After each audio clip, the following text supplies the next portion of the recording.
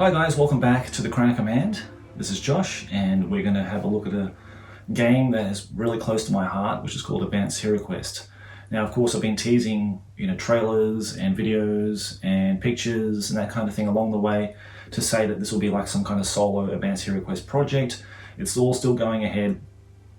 But before we get to actually playing the game, I really wanted to explain what Advanced HeroQuest is, because as many of you had picked up HeroQuest like I did back in 91 or 1990, we got to experience this wonderful fantasy adventure dungeon crawling game that I had never ever seen before, and I fell in love with it completely. And of course the natural step from there was to get Advanced HeroQuest. Now, many people wouldn't have picked it up because it was kind of one of those obscure games that wasn't licensed through Milton Bradley. It was a Games Workshop exclusive product and it was only available through their stores or through hobbyist stores that stocked it. It's completely different from HeroQuest. So if you love HeroQuest and you like playing HeroQuest, this is not HeroQuest. It has some, obviously it's a dungeon crawler, so it has that kind of RPG element where you have a wizard, an elf, a human warrior and a dwarf, and they fight through various dungeons, claiming treasure, beating the big bosses, and winning the day at the end. But in terms of that, apart from that, it's a completely different experience. The first thing you'll notice is that there are all these different sections, floor sections, like there are large rooms, small rooms, there are these corridor sections, whereas HeroQuest had a fixed set of rooms and corridors that the GM would then predetermine exactly where the rooms and the course of where the heroes could and could not go and travel within the realms of the board. In this sense, in Advanced HeroQuest, it's completely randomly generated for the most part of the scenarios, unless it's a predetermined dungeon set out in a scenario, like in the Shattered Amulet, which comes with the base core set. It had these wonderful quests where you had to go and defeat the Skaven in their lairs, and it had this secret message, like a puzzle piece at each dungeon that you fully complete, you get an extra clue before reaching the final one. I've never actually played that quest. It's one of those games that I bought back in 91, 92, wherever it was when it was released, when I found it in the hobby store, and people had just moved on, they'd gone to university, they moved on with their lives, they weren't wanting to play toy soldiers with me. But I held onto this for dear life until I moved to Japan and sold it to somebody quite regrettingly, and then I had to buy it back off that guy in Australia to bring it back to play with my son at some point in the future. But I'm really glad I did, because it's one of those games that I think is really a real quality piece of design work from Jervis Johnson and whoever else attributed to making this game possible. So basically, as an overview, a very quick brief overview, in every single dungeon that you have, we went through the character creation, so that's on a different video before this. I'll link that in the show notes below. So people who want to see the actual creation of the heroes and the henchmen and that kind of thing, you can go and have a look at that.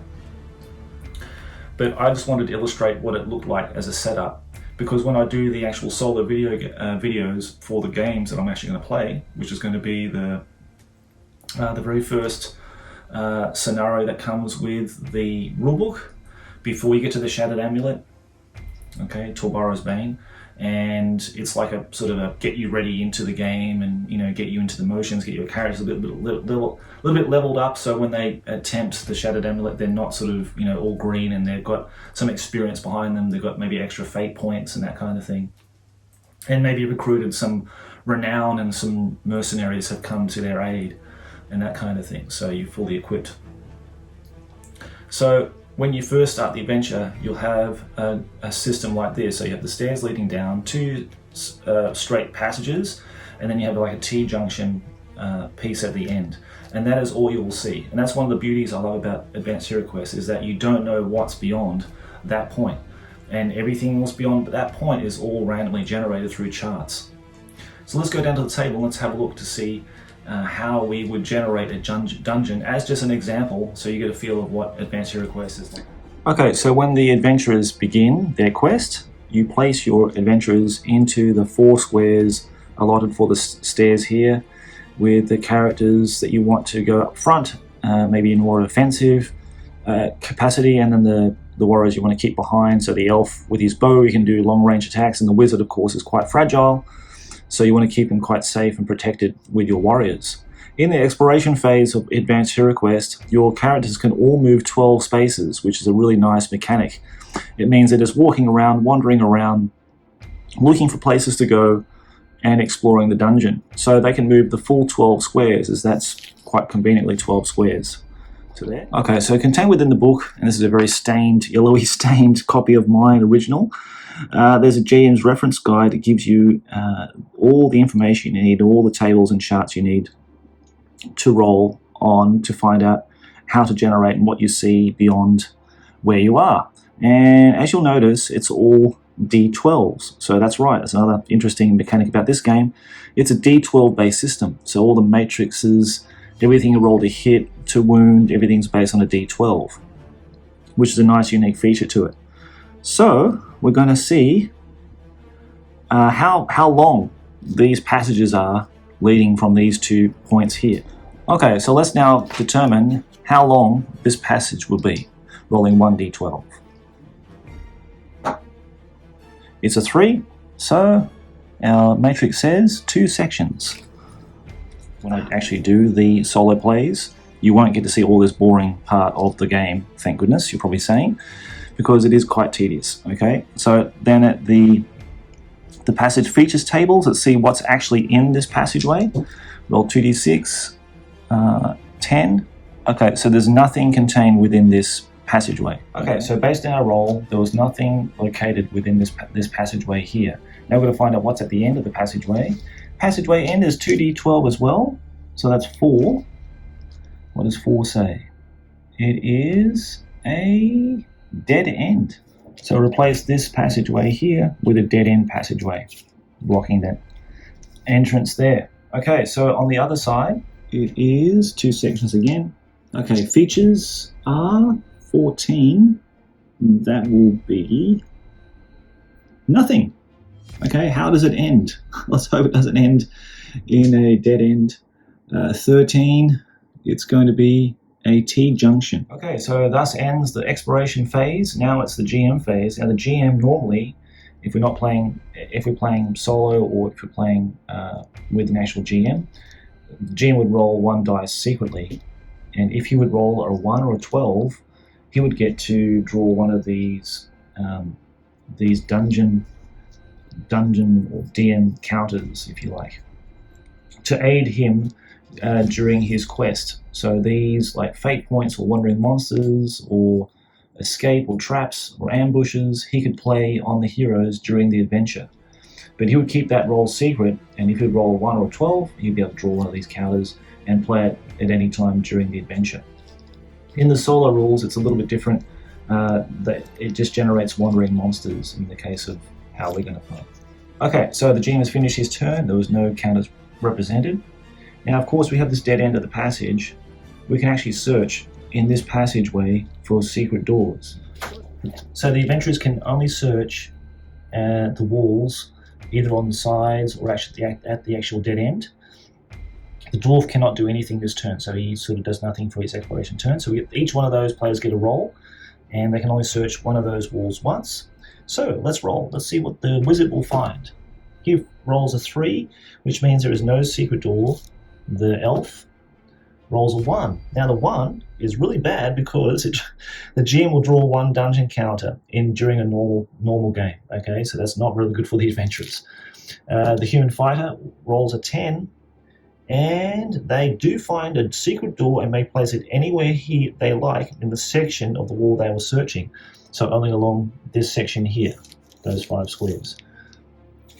So we'll place our funky little 3D door here.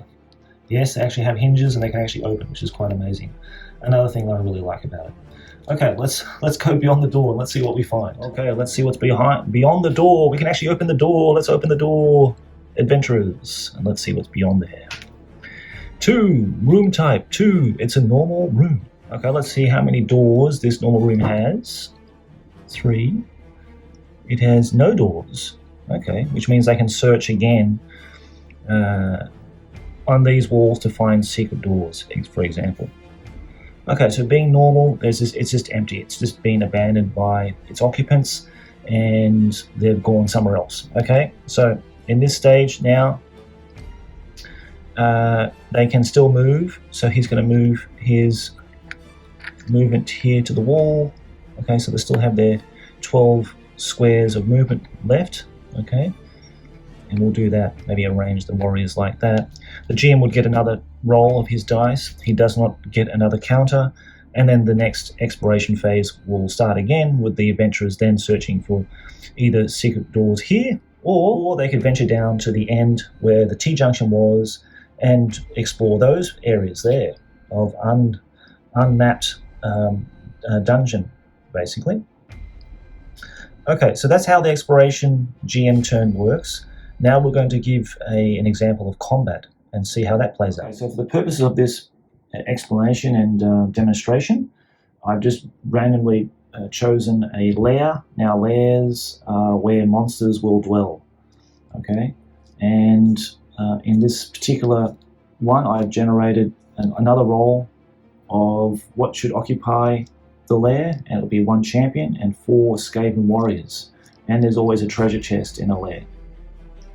Okay, so, and I just added a door just for aesthetics, really, more than anything. The heroes, when they open the door, the monsters are just placed into the room by the GM, and the treasure chest is placed there on one of the walls. And then we need to make a surprise roll to see who is surprised in this encounter. A couple of things happen here. One is that both the GM and the leader of the group will roll a dice, a d12. Now, the leader of this group, for example, will be the knight, but I also have an elf accompanying the party. Now, if the elf can draw a line of sight to the enemies when we make the surprise roll, he gets a +1, and the leader will also get a +1, so we're already at +2. So the chances are that we are going to surprise the enemy before they surprise us. But who knows? It's a dice game, isn't it? Okay, so let's roll the dice and see what happens. Okay, so the enemy rolled 7, we rolled 8, +2 is 10, so we clearly win.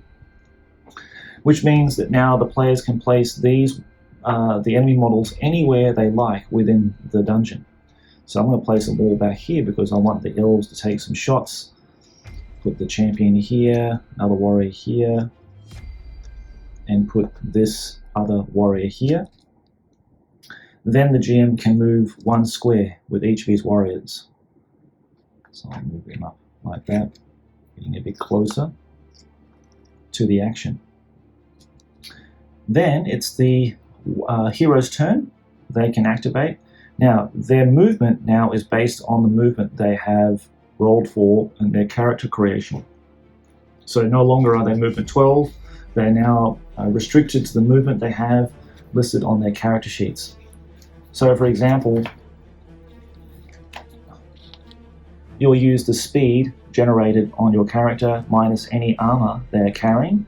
So, for example, the dwarf warrior has a speed of 6, so that's how many squares he can move in this encounter. 6, 1, 2, 3, 4, 5, 6 won't even get him there. There's no point doing that. The warrior, however, he's also got speed 6, so he can't get in contact with anybody. The human wizard has a speed of 9, so he's quite speedy, and the elf also has a speed of 9. But I don't really want to move in there. Now, most players who play Advanced HeroQuest will often camp outside the doorways and just wait for the warriors, the enemy to move up, and they fight them within the doorway, which I find, okay, it's a good tactic, it's pretty safe, it keeps guys protected, but I think it's a little bit boring. So what I'm going to do, I'm actually going to venture out in here. 1, 2, 3, 4, 5, 6, and let's let them come at me and see what they can do. I could show some heroic dice rolling here and start chopping up some Skaven before they even get to land a blow on me. The dwarf is also going to move up. 1, 2, 3, 4, 5, 6. Okay. The wizard is going to cast a spell because I want you to see how that works. And the elf will also want to. I'll put him there. I'll move him 3 because the range makes a difference. So the shorter the range when he fires that bow, the more chance he has of hitting. If I roll a 1, now there's a fumble and critical mechanic within Advanced HeroQuest, which can be a bit dangerous. So if you roll a fumble and your arrow, it could actually hit one of my 2 guys here instead, which would be tragic. Let's hope that doesn't happen. Now, normally I would move these guys and act like they would attack, and then I'd move the next guy, they would attack, move the next guy, they attack. But for the purpose of speeding up this particular demonstration, we're just going to move more and then just roll their attacks. So the elf is going to shoot his bow at this particular warrior here. 1, 2, 3, 4, 5 squares away. So I'll look at his character sheet for the elf. And see how range combat works. Range combat, 5 squares, 4 to 12, means he needs a 5 or more to hit. Can you roll a 5 more to hit? 7. Yes, he does. Okay, that's good. That's good news.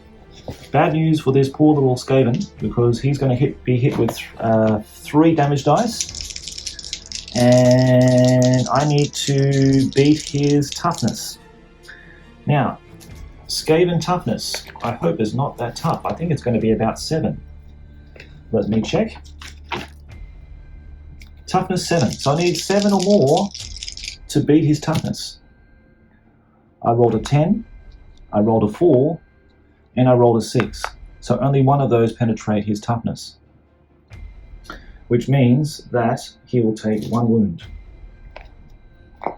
And the way wounds are sort of managed and kept and logged throughout the game are by counters, and we normally just put that underneath that particular Skaven there, something like that, so that way you can sort of monitor how they take wounds. You can probably track it other ways, but the counters suffice. Okay, so that's how archery works. Okay, now the wizard is going to cast a spell. Now he has components. Now in this particular adventure, when he starts, he only has 2 components, and between expeditions he can purchase, if he has enough gold, more components to be able to cast more spells. So just to give you a bit of an idea of what the wizard has and starting spells, he has Dragon Armor, which can increase his toughness, okay, or another model as well. So as plus with his toughness, he's got Open Window, which allows him to basically see beyond what they have already generated and rolled in terms of rooms and that kind of thing. So he has a bit of a glimpse into the future as to what could be beyond the darkness. Flames of Death. Now this is the one we're going to cast now, which is a sizzling fireball, okay, which engulfs anything that touches the template. That deals 5 damage dice with a range of 12 squares, which is the most nastiest spell. And Flames of the Phoenix, which he lays his hands upon the wounded or fallen comrade and gets to heal them. Okay, so in order for him to cast spells, he needs line of sight. So what I'm actually going to do, I'm actually going to be very brave. He's actually pretty cool. Like he's pretty tooled up in my character creation, so he's quite tough. I'm going to move him there. He's probably going to be set upon by Skaven in just a moment, but if he's lucky, he'll be able to toast some before they even get there. So I might just move him. I might move him right back here, so he gets a nice line of sight to him. He can see him. And he should be able to see the champion at the back there. So all these 3 guys will be hit by the blast. 5 dice, the guy who's already wounded, and we need 7 or more. So 1, 2. Okay, he's dead. He's only got 3 wounds, so the first one is dead. This is how powerful this spell is. I just wanted to show you that, because it is the one-trick pony for this wizard. Yeah, apart from healing, he's really good as well. He's got some great spells, but generally you want to protect him. But here's the beat stick when it comes to this particular spell. Okay, so this guy here, 5 dice, 7 or more. Oh, okay, so that's a pretty bad roll. So I only took 1 wound. Okay, now for the champion.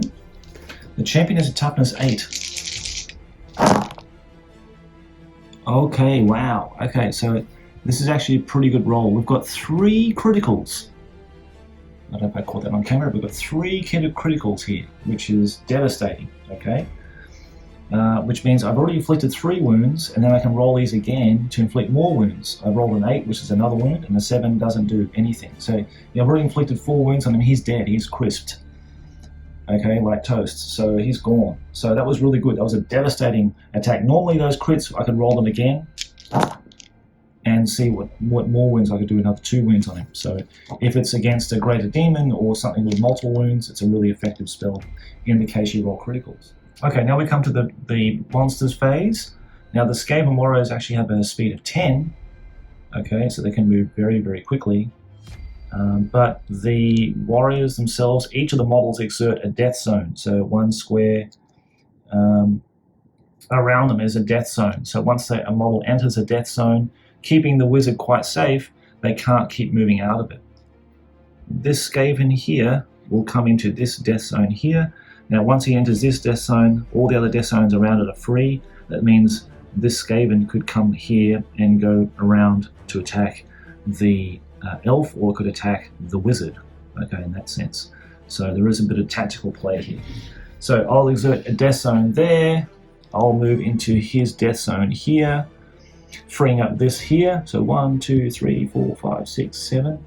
He does get in touch with the wizard to get a bit of revenge in seeing his comrades be decimated there. Okay, to start off, I'm going to have this Skaven warrior attack this knight here. Again, I would normally have to do this one at a time, but for the speed and ease of this demonstration, I'm just going to move them all first and attack.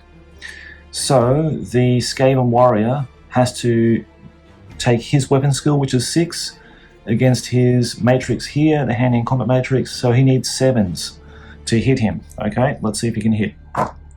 He doesn't. Okay, rolls a 6. Now, if I rolled a 1, it would have been a fumble, and it means that Johan can attack again immediately onto the Skaven. Basically, he finds an opening. The Skaven sort of, falls in front of him, and he takes a hack at him. If he rolls a 1, the Skaven gets to attack. So it happens that way. This Skaven here will attack the dwarf this time. The dwarf has a mighty weapon skill of 8, which means the Skaven will need a 9. Let's see if he gets to hit him. No, he doesn't. He rolls a 3. Okay, so pretty good for the warrior so far. And against the mage, well, you might be surprised to know that the mage has a weapon skill of 7, which means that they need an 8 to hit him.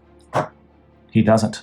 Okay, so I think the warriors, the heroes fared well in this encounter, and I think they would have no trouble dispatching the Skaven warriors there.